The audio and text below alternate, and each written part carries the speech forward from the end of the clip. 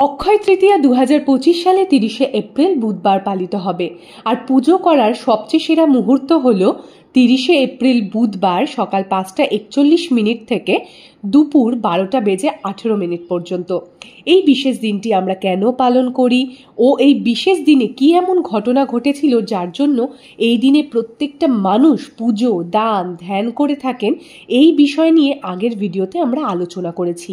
কিন্তু কিভাবে খুব সহজ সরল পদ্ধতি দ্বারা অল্প সময় পুজো করতে পারবেন, কি কিনবেন, কি কিনবেন না, আর কোন বিশেষ কাজটি করলে জীবনে সুখ, শান্তি, সমৃদ্ধি আনতে পারবেন, সেই নিয়ে থাকবে আমাদের আজকের এই ভিডিওটি।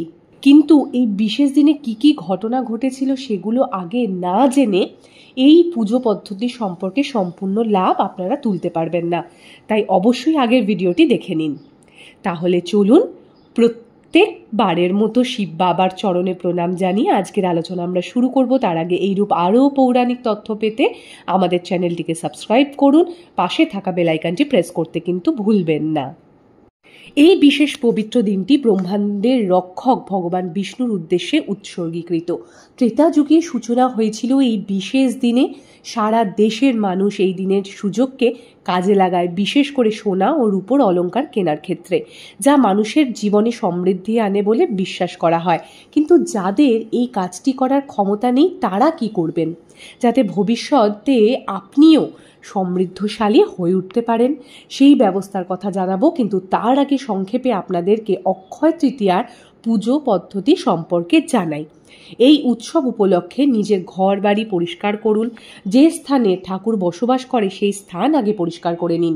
সকালবেলা ঘুম থেকে উঠে পবিত্র জলে স্নান করে নতুন পোশাকে নিজেকে সাজিয়ে পুজোতে বসার আগে সংকল্প নিন যে আপনি ভক্তি ভরে নিষ্ঠা সহকারে পুজোটি করতে চলেছেন, এবং যে স্থানে পুজো করবেন সেখানে গঙ্গাজল ছিটিয়ে হলুদ কাপড় দিয়ে ঢেকে দিন এবং তার উপর লক্ষ্মী গণেশের ফটো বা মূর্তি স্থাপন করুন। অনেকে শ্রী বিষ্ণুও সাথে রাখেন, কিন্তু মাথায় রাখতে হবে লক্ষ্মীর মূর্তিটি ভগবান বিষ্ণুর বাম দিকে থাকবে। যে চৌকির ওপর পুজো করছেন তার ডান দিকে ঘিয়ের প্রদীপ জ্বালান। ঘর স্থাপনের জন্য একটি কলস নিন, তাতে জল ভরে একটি কয়েন, হর্তুকি, সুপারি, কমলের বীজ, গোটা হলুদ, একটি এলাচ ও একটি লবঙ্গ জলে অর্পণ করে হলুদ ও সিঁদুরের টিকা দিয়ে আমপল্লব লাগিয়ে কলস সুসজ্জিত করে স্থাপন করুন। ভুলে যাবেন না, আগে শ্রী গণেশের পুজো করতে হবে। গণেশের পুজো না করে কোনো পুজো আরম্ভ করা যায় না। এরপর ফুল, ফল, মিষ্টি দিয়ে মন্ত্র পাঠ করে আরতি সেরে পরিবারের জন্য সুখ শান্তি প্রার্থনা করে পুজো শেষ করুন। সাদা ফুলের ব্যবহার কোনোভাবে চলবে না। গণেশের লাল জবা, লাল গোলাপ অতি প্রিয়, সেটি আপনি অর্পণ করতে পারেন। লক্ষ্মী নারায়ণের জন্য পদ্ম ফুল আবশ্যক।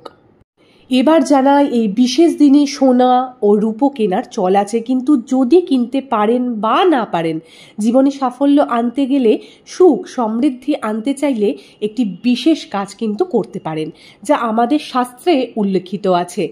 তা হলো গরিব ও অসহায় মানুষকে দান করা। কি দান করবেন?